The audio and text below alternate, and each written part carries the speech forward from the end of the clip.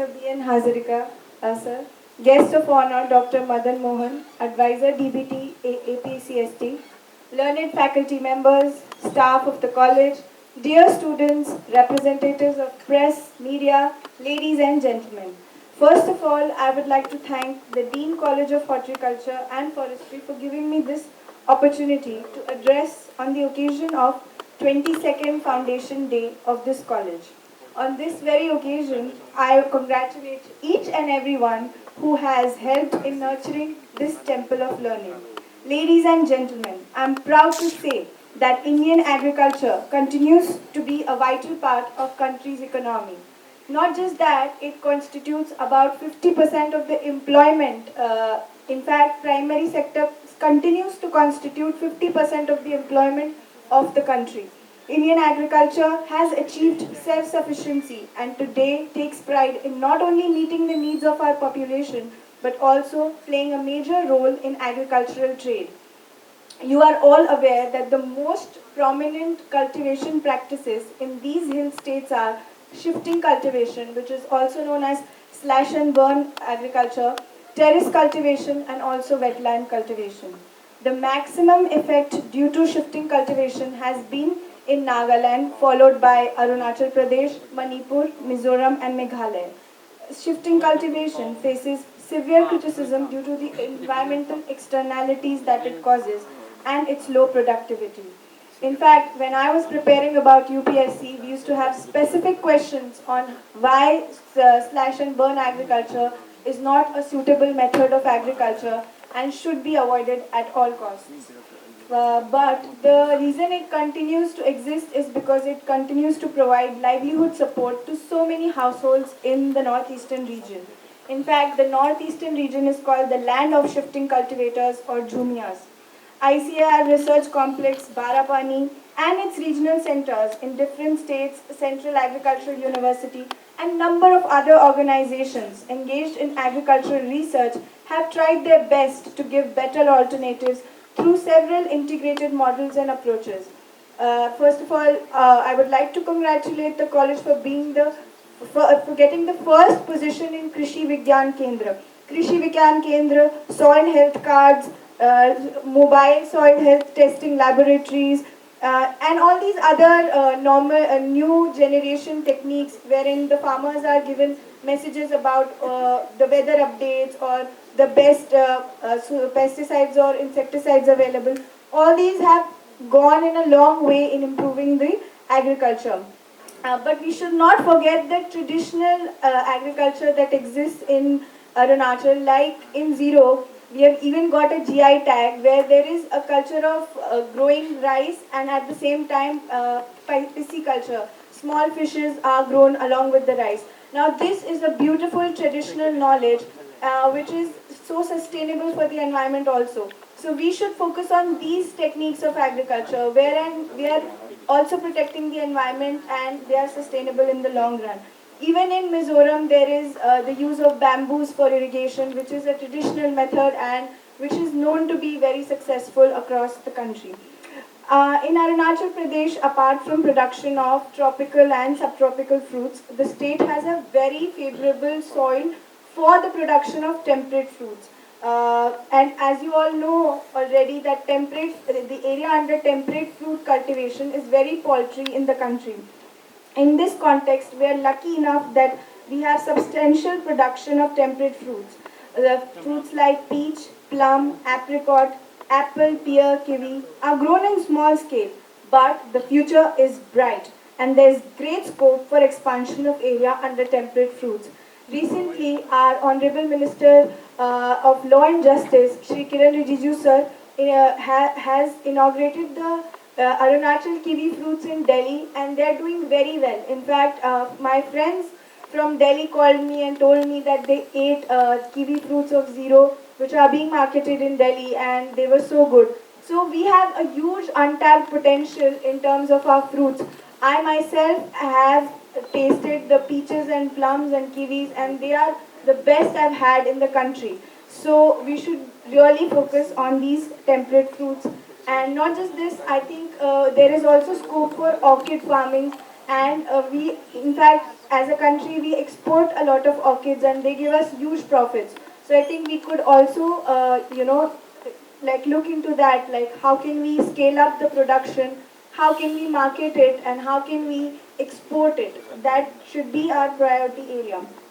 Now, one of the most important challenges facing humanity today is to conserve, sustain natural resources, including soil and water, for increasing food production while protecting the environment. This challenge has been addressed at so many UN level summits and conferences, but until and unless each one of us is more careful about the environment, no big change can come. You can do small little things like when you're not using electricity, you can turn off the fan and lights. You can continue, like on your birthdays and special days, you can each plant a tree or a sapling. And these are the little things that you can do. You can minimize the use of plastic, especially the single use of plastic. You as students, you're the future. So if you take up these small initiatives, they can really transform the way we look at the environment. Because as you know, we have seen snowfall this year in so many parts of Arunachal, which did not see snowfall for like last 10-20 years. This is all the result of global warming and the threat that we have been posing to environment by not for using sustainability, by overusing resources, by not caring about the environment. Long-term food security requires a balance between increasing crop production, maintaining soil health, and environment sustainability. Application of imbalanced nutrients adversely affects the nutrient use efficiency, makes fertilizer consumption uneconomical, and produces adverse effects on environment and groundwater quality. We have all seen that in Punjab, due to excessive use of irrigation, fertilizers, there has been huge degradation in the soil quality, which has severely affected the soil, and it has led to long-term implications, health defects. People are being born with problems because they're eating the crops which are being produced in such soils. Not just that, in parts of Gujarat, we have seen salinization of soil because of too much use of irrigation. So all these technologies, they should be used in moderation with proper knowledge, like how much to use and what is the over or excess of anything is bad. And same goes for irrigation and other things. These issues are much of our concern in our northeast hill region. Jhum land's fertility status has become depleted after years of exploitation, with no addition of manures and inadequate management practices. In this context, I will suggest the faculty of this college to conduct some basic study on nutrient dynamics and come out with remedial measure to rectify and manage the deficiency as well as toxicity. In this regard, I would also encourage all of you to write research papers or personally take up these issues, as these affect the livelihood and lifestyle of so many of our friends and families in Arunachal. Moving on, ethics and values are an integral part of education, and it is generally accepted that five universal human values, truth, righteous conduct, peace, love, and non-violence, are directly linked to physical, intellectual, emotional side, and spiritual facets of human personality. So much so that in UPSC we have a separate paper on ethics where we are just supposed to talk about the ethical dilemmas that we will face when as officers we go to the field. You have always known that when a dam or hydropower project comes, it brings livelihood and irrigation and electricity to so many people. But at the same time, it displaces so many people and so many people lose their homes. So these are the ethical dilemmas that we come across in our daily lives. And having a strong value system and sense of ethics can help us to navigate through these ethical dilemmas and come out as better individuals. The focus on moral science or this is not new. Even as students in our schools, we used to have special moral science classes. In fact, in countries like Japan, the focus in initial education years is more on the moral values, because wherever you go, whichever field you go, being a good person, that is the most important thing. Being a good person with good values, that is what makes you the person that you are. And you should really focus on that, according to me. And these four values, which are essentially acquired during childhood, first at home and then in school. But now, even at this stage, it's never too late to acquire these values, and you can continue to improve upon this. Even the National Education Policy 1986 emphasized about creating awareness of India's common cultural heritage, social justice, compassion, democracy, egalitarianism, secularism, gender equality, concern for environment, social cohesion, national unity, and quality of life and scientific outlook. These issues are much of concern with the unity and integrity of India.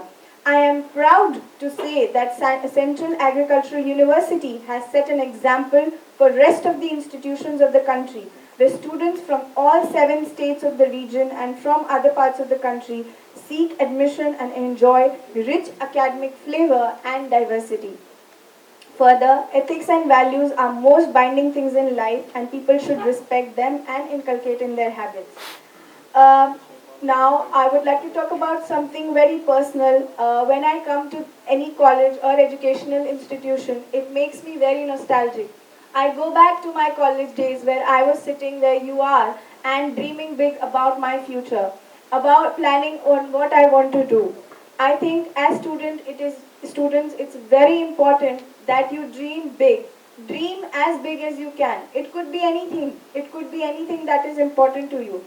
But dream that big and work hard towards your dream.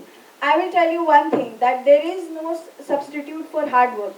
You have to work hard if you want to achieve something, and you will always have distractions. There is always going to be movies, there is always going to be friends, there is always going to be picnic parties, there is always going to be social media. But if you really want to do something in life that is worthwhile, if you really want to achieve your dream, then you have to give up on these distractions and you have to focus, because this is the time where we have our maximum energy, we have our maximum scope of learning. If we utilize ourselves in the right direction, then it can certainly change the course of our future. And you are the future. You, everybody who's sitting here, you will decide how our country will do in the next 10 or 20 years. So you have to take this responsibility upon your shoulders, that you will dream big and you will work hard and you will achieve and make all of us very, very proud. I conclude by congratulating the students, faculties and staffs on the occasion of 22nd College Foundation Day 2022. I would like to, lastly, I would like to add, dare to dream, dare to fly. No star is too big and no dream too high. Jai Hind, thank you.